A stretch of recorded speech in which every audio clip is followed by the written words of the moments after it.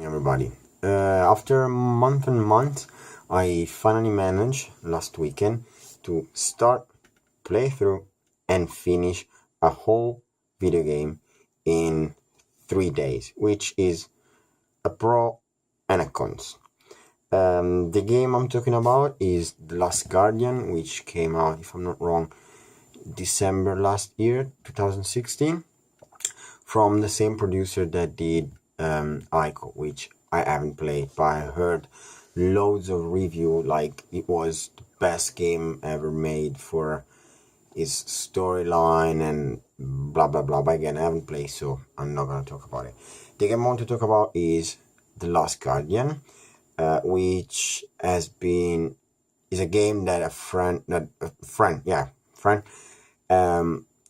lended me because I asked for a game that was more storyline oriented than simply graphic and special effect and something like that. So he handed to me The Last Guardian, a game I knew already, and I started playing it straight away on Friday evening. I played a couple of hours, and the fact that I managed to finish it in 3 days is not only because it's a game that can be finished in 12-15 hours the first time with no big problem, but I was more driven from the curiosity of knowing how the story was going to unravel more than anything else, because a point of the game is that I didn't understand what it was going. I didn't understand what was the story about. I didn't understand loads of things until I get to the end, or at least until again like 2/3 of the game when I had the second cinematic that explained a bit more about the two main characters. The nameless child, which I think is the only character in every game I've ever played to who I didn't know the name, and is really fantastic fantasy animal that is Trico. So I really like the game because it's mainly story. You have to follow this path, not knowing where it's going to lead you, and you actually see the evolution and the growth of the two characters. You can see is a physically and emotionally sentimental growth and bond that the two characters builds with each other.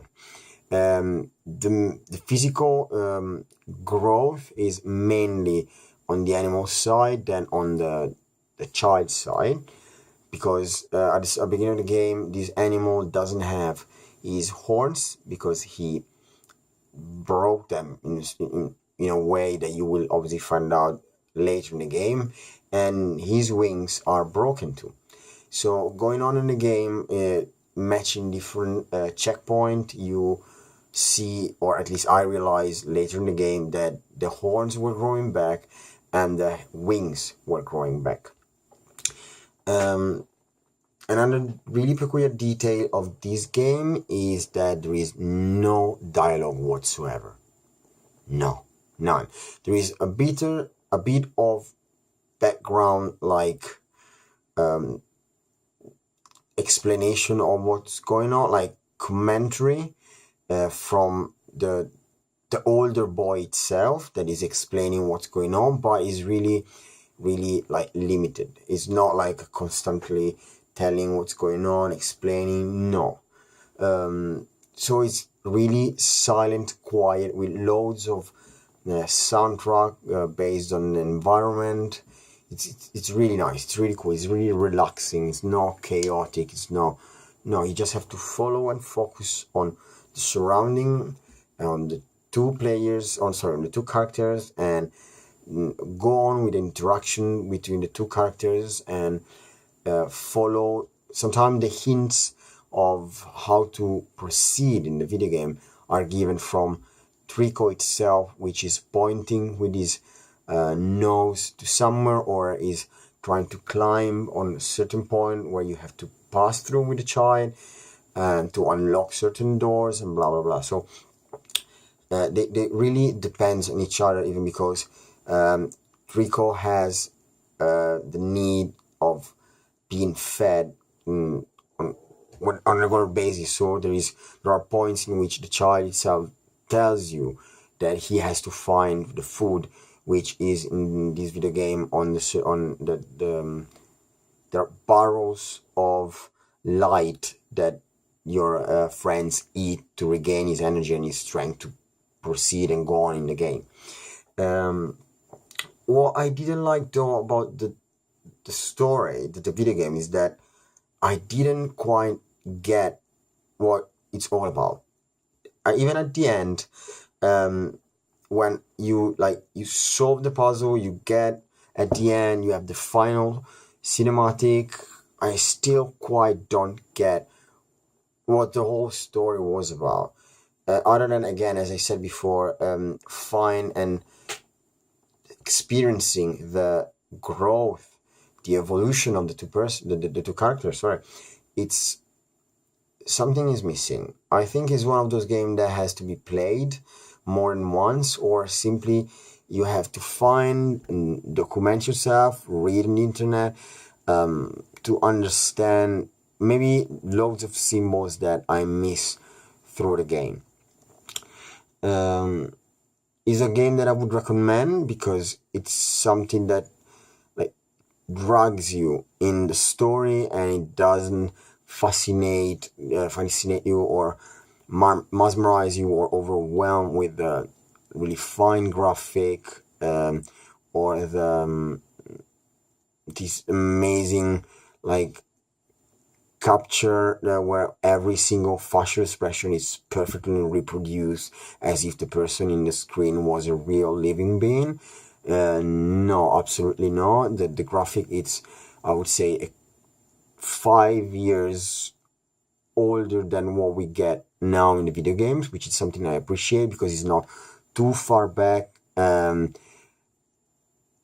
to make me not appreciate the game anymore, because I'm not used to the old pixel graphic in the video games. But it's still good enough to enjoy the game, enjoy the surrounding, enjoy the view, enjoy the environment. And another thing that I honestly didn't like is the camera angle, the camera movement, the focus, the point. It's really confusing. Even the controls are really like chaotic. It's not easy when you have to climb on the back of Trico. It's really hard and to do it, and it's really easy to lose the orientation because the camera turns on one side when the child is moving on the other side. So it never follows you, making your life easier when you have to climb, to move with the analog and trying to climb up. It's really messy. It's really, I found it really confusing because it gets stuck often, and there are some points in which the camera glitches and it's stuck in a certain position, and it's really hard to understand how to move on, where are you facing and stuff like that. So it's a game that I don't think I would play again. I would probably may read something on the internet and look for an explanation more than play again to understand better what was the game was about. But it's definitely a game that I would suggest to play, to experience, because it's something that nowadays we're locking into. So games with loads of story, like lot of understanding, more than simply point and shoot that are like on everywhere. The main thing that we could have heard about is like these new amazing super action video games or super multiplayer video games, which honestly I get a bit tired of them.